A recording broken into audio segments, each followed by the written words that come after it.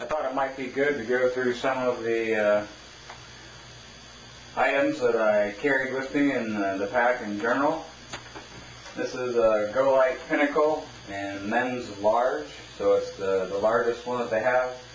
I believe that is roughly a 74-liter volume, which I remember, I think that's roughly like 46 or 4,700 cubic inches total that you could possibly include in pockets. It also comes with a system on the bottom that you can, if you're carrying smaller loads, you can clamp those two spots together, and it compresses the front and back to reduce the volume. Of course, it has compression straps on the sides, on each side, and a pocket in the back right here, and then the main compartment, which we'll get to in a little bit. I carried two 1-liter water bottles, one on each side. I always drank out of the one on my right side, while this one on the left side was being treated with the bleach. So those two, they were actually tonic water bottles, because the filter I got required 28 millimeter threads, the Aquamirror Frontier Pro, which we'll get to in a second.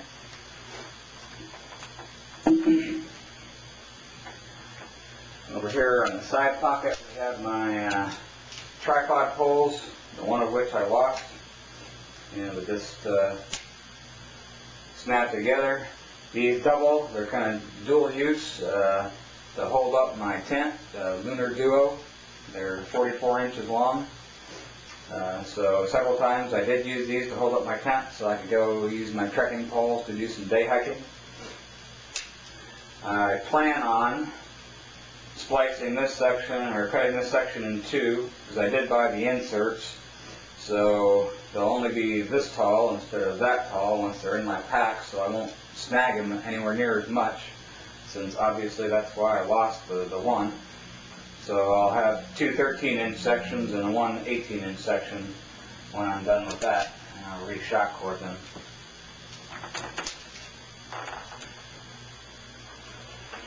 Here's the potty trowel, to dig your cat hole, and this is a very typical one, $2.50 at our local outfitter.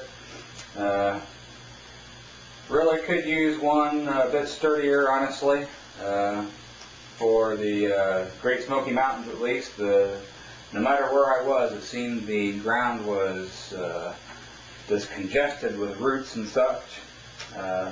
And you can't see it, I'm sure, on the video, but there's stress fractures from where you dug in and you were trying to pry up the dirt there, so you can actually see where the plastic has changed color, where it got stressed. But it did work out okay, but I'd like to find a heavier duty plastic one for future use. Umbrella here really only serves one purpose, and it never got used actually. I actually bought this at the last minute, in fact, before I went to the park, because I thought, oh, it's going to rain, it always rains there at Smokies, and then it never did, at least while I was outside my tent. This weighs 5 ounces, so it's pretty small, has a 32-inch diameter.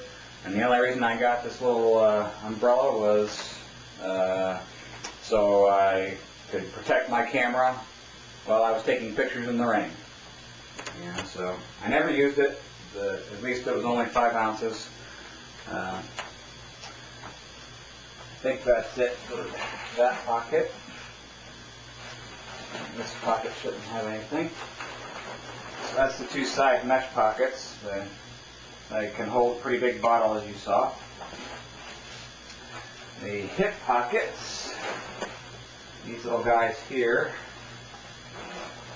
In this pocket, I kept my little eyedropper bottle of bleach. 3 drops per liter is what I put in. 2 is all that's really required. But since the water was slightly cold, obviously, coming out of mountains, I just threw in 3 just for the heck of it. Little 1/2 ounce bottle of hand sanitizer. pen. Two little caps that I really have no idea what they went to on the trekking pole. They came with a trekking pole. They don't fit the ends of the trekking pole. I really don't know what these were for, but I use these to put over the ends of my tripod leg when I used it to support my tent, so I wouldn't get stuff up inside the end of the pole there. So this part went down on the ground to keep stuff from going up there. I could have found, a rock maybe or something, but these are so small and lightweight that I just thought, hey, they almost fit too. I mean, they're really loose, but that's what I use those for.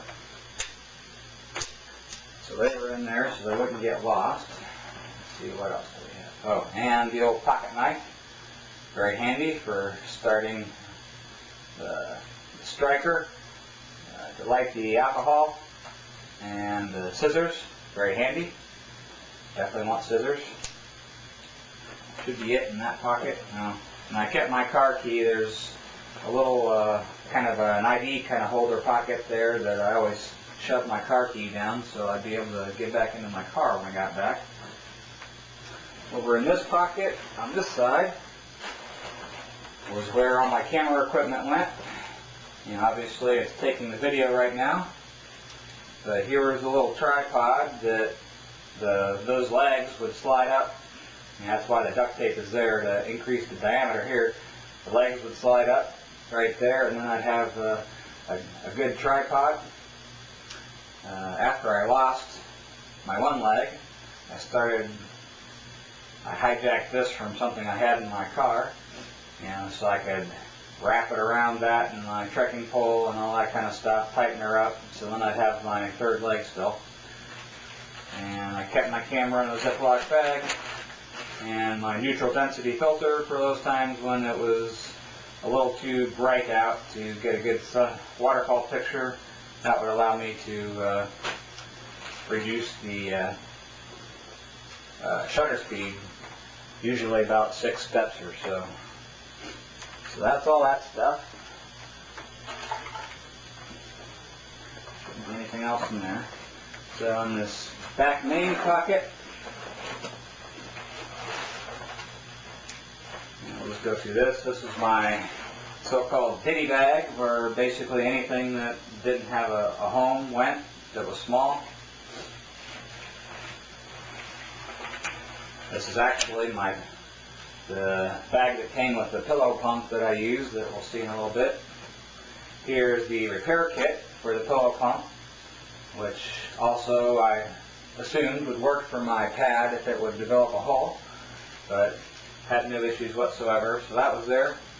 Extra carabiner, which is good because I actually forgot mine at the very first night after I got my food bag back down, and I noticed that a mouse got into my bag. I got so consumed by that I forgot to take the carabiner off that I used for it.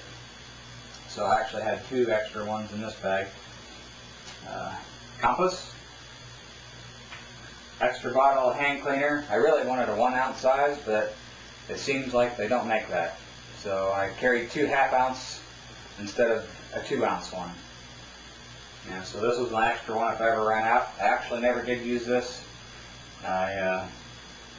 Since my longest loop was only 4 days, I think, or 3 days. My longest loop was only 3 days, and I refilled my bottle every time I went to my car.